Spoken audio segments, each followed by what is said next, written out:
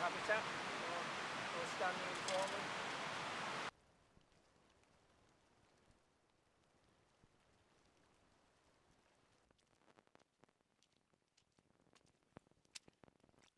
So ash dieback is a fungal disease that actually originated in Asia, and it's travelled all the way across Europe and into the UK through global trade, and it's affecting a significant number of our ash trees. There's about 126 million ash trees across the UK, and the disease is expected to infect about 80% of those, so it's a really significant proportion of our native ash trees.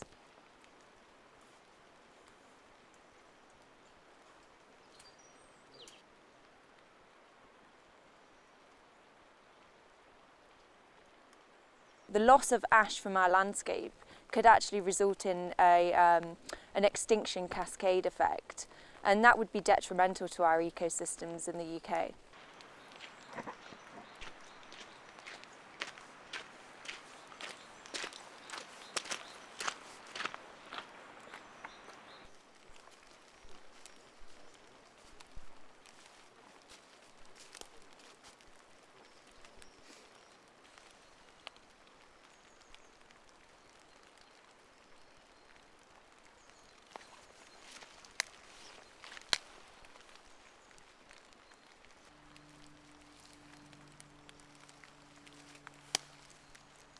Most of the ash have got some infection here and some severe that have actually completely killed the trees. It seems to be more apparent in the lower slopes where it gets a slightly damper climate, so the sort of fungal activity is generally higher in some of the damp valleys, and that's where we've seen such a lot of trees die off in this lower area.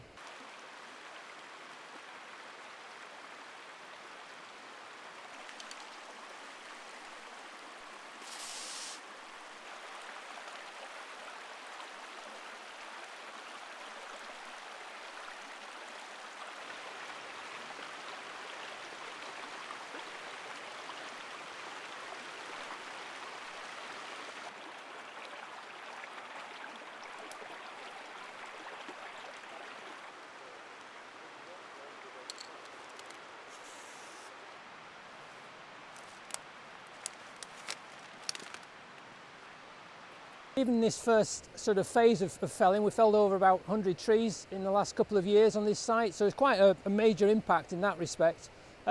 It can have a slightly beneficial. We'll be looking on the ground floor now to see what saplings are coming up through, so it can change the structure of the woodland. So you've got little canopy openings like we are now, which might get some younger trees regenerating and coming through. So it can sort of break up that age structure of the woodland.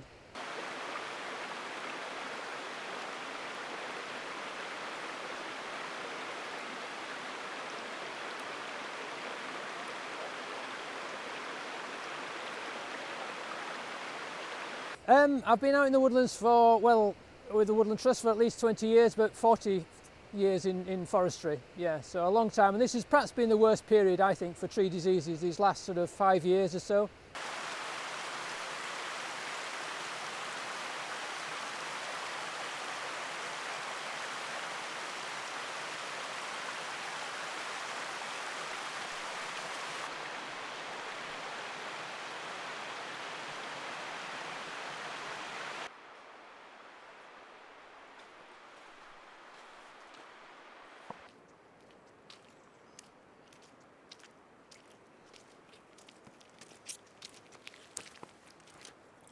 Yeah, the government's doing exactly the right thing in seeing the urgency and the need to increase tree cover in the UK.